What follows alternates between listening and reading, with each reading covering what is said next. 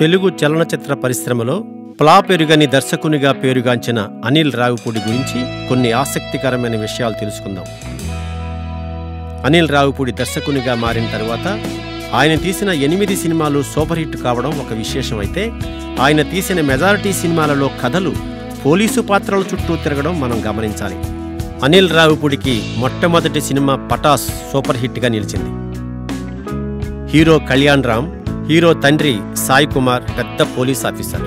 ఉద్యోగ నిర్వహణలో సాయి కుమార్ కుటుంబ బాధ్యతలు పట్టించుకోకపోవడం వల్ల తల్లిని చెల్లిని కోల్పోయిన హీరో తండ్రిపై పగతో పోలీస్ ఆఫీసర్గా మారతాడు. కొడుకు పోలీస్ ఇన్స్పెక్టరు, తండ్రి పోలీస్ ఉన్నతాధికారి. వీరిద్దరి మధ్య జరిగిన ఒక రసవత్తరమైన కథ పటాస్. అనిల్ రావిపూడి రెండో సినిమా సుప్రీం. మొదటి సినిమా పటాసులో హీరో పోలీస్, రెండో సినిమా సుప్రీంలో హీరోయిన్ రాశికన్నా పోలీసు పాత్రలో కనిపిస్తుంది. హీరోయిన్కు తన స్వశక్తితోనే పోలీసు ఉన్నతాధికారిగా ఎదగాలని కోరిక ఉంటుంది.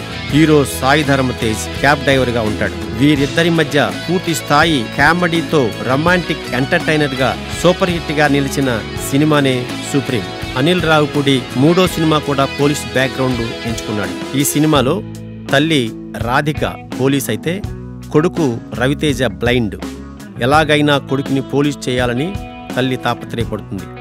అందుకని రవితేజని అన్ని రకాలుగా ట్రైన్ చేస్తుంది.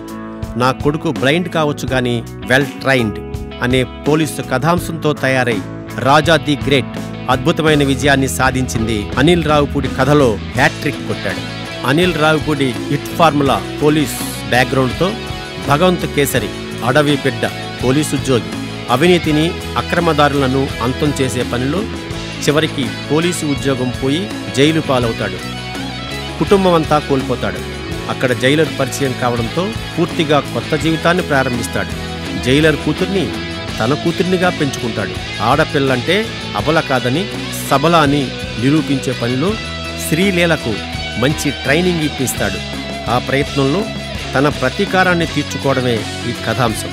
మంచి అవార్డులతో పాటు రివార్డులు, ప్రేక్షకాదరణ పొందిన భగవంత్ కేసరి అనిల్ రావిపూడి దర్శకత్వ ప్రతిభకు నిదర్శనం. అనిల్ రావిపూడి పోలీసు ఫార్ములాతో హిట్ కొట్టిన మరో సినిమా సంక్రాంతికి వస్తున్నాం. ఈ సినిమాలో హీరో ప్రేయసి ఇద్దరు స్పెషల్ పోలీసులు. ఏదో చిన్న గొడవతో ఇద్దరు విడిపోతారు. హీరో వెంకటేష్ పోలీసు ఉద్యోగం మానేసి ఊరెళ్ళి పెళ్లి చేసుకొని సెటిల్ అయిపోతాడు. ఊర్లో కుటుంబం, వెంకటేష్ కొడుకు కామెడీతో ఫస్ట్ హాఫ్ అంతా హ్యాపీగా సాగుతుంది. సెకండ్ హాఫ్లో మళ్ళీ హీరో ప్రేయసి రీ ఎంట్రీ ఇస్తుంది.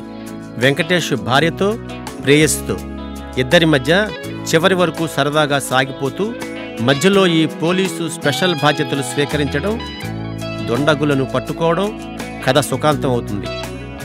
వెంకటేష్ నటించిన సినిమాల్లో ఈ సంక్రాంతికి వస్తున్న సినిమా భారీ విజయాన్ని సాధించింది.